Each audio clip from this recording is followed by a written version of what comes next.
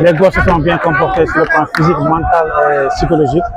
Ils ont fait ce que nous leur avons demandé. Alhamdulillah, nous avons gagné 2 buts à 1.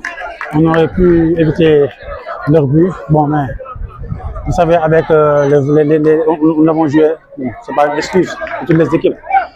Trois matchs en une semaine. C'est parce que quand on revient d'un voyage à Ziguinchor, c'était difficile.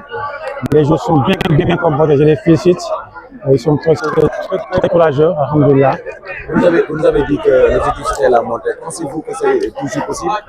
Voilà, bon, c'est possible ou pas, on ne peut rien dire. Du moment que nous ne sommes pas devant. Mais vous avez de l'espoir quand même. On joue match par match, on va jouer les deux match par match. Nous allons, et après, nous allons faire les comptes. Mais en ce moment, on joue match après match. Nous ne sommes pas devant, il y a les SMA qui sont devant.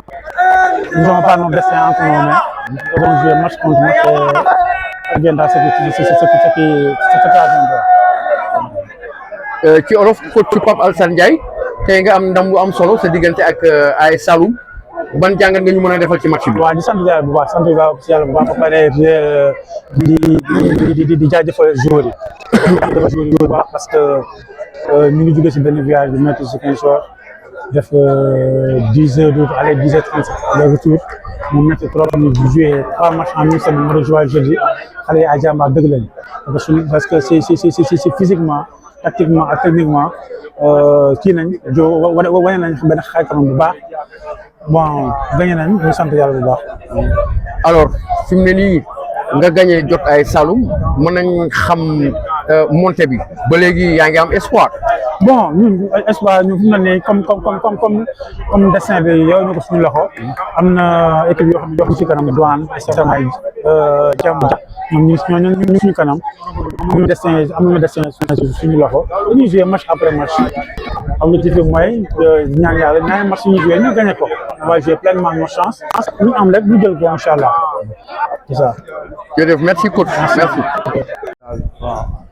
ñu gisoon tey aussi nga livré un gros match donc mu nekkoon match boo xamante ne première période dañoo seetlu ni que adversaire bi dafa yéex a dugg ci match bi yéen daal ngeen profité dugal ba pare défensivement tey lan moo nekkoon consigne.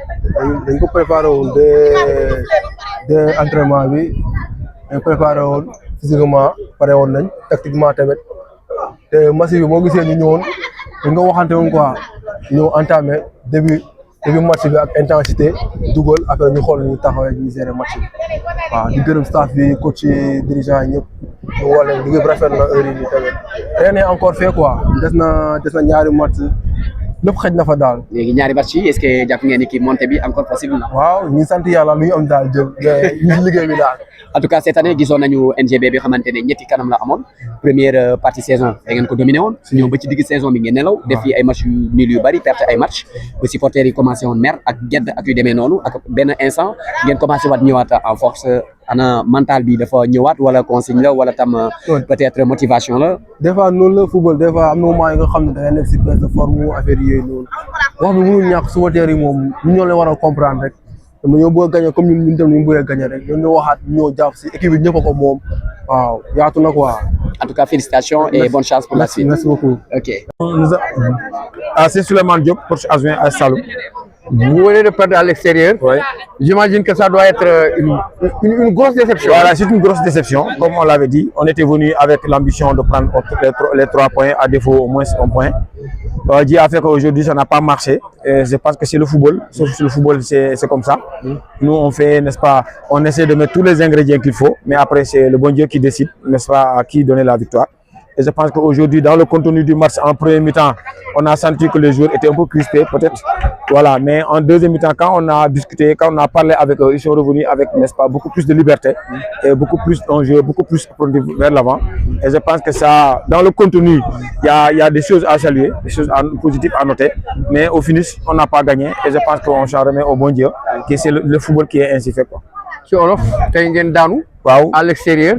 mais bu ñu xoolee physionomie match bi mérité wu leen woon vraiment perte. waaw mu mel ni tey war nga am naqar bu mag de. waaw am nañ naqar bu mag a mag parce que boo gisee match bi ni mu demee boo xoolee surtout deuxième mi-temps on a une multitude d'occasions am nañ occasion yu bëri pour concrétiser xëy na gos yi dañu xawoon yàkkamti dañu xawoon crispé parce que dañu bëggoon coûte que coûte ils étaient trop engagés dañu bëggoon coûte que coûte am victoire te football des fois da nga ciy dem ndànk-ndànk et pour nga gagner sa adversaire aussi des fois faa nga surprendre ko boo yàkkamte souvent du marché loolu lañ sentir ne si deuxième mi-temps bi on a beaucoup d'occasions mais dañu xawoon yàkkamti moo tax ils n'ont pas pu concrétiser ces occasions mais football moo demee noonu liggéey nañ semaine bi pour au moins lu mu bon ñu jëlee fi un point mais yàlla def na tey di gagné wuñu et vraiment ci ay erreurs individuelles peut-être jël nañ bi mais boo xoolee contenu match bi da nga xam ne li gën a tax mu metti mooy boo xoolee contenu match bi nga xam ne amoon nañ la place pour gagner wala amoon nañ la place au moins pour am un point mais football moo ni mel ñu koy delloo yàlla di ko sant yàlla mais di xam ne championnat bi jeexagul dañuy continuer liggéey ba mu jeex incha allah dañ dem liggéeyaat xaar yenn match yi waaw l'objectif ne change pas parce que suñu objectif changé wuñ dañuy dem continuer liggéey suñu concurrent direct am na ñoo xam ne suba la ñu joué voilà donc kenn xamagul match football waaw kenn xamagul nu muy demee donc du coup dañu gëm ne ñun war nañ mën a dem ba mu yegg tey defe naa ci lancé boobu lañ nekk ci loolu la ñuy continuer incha allah. merci coach et du courage.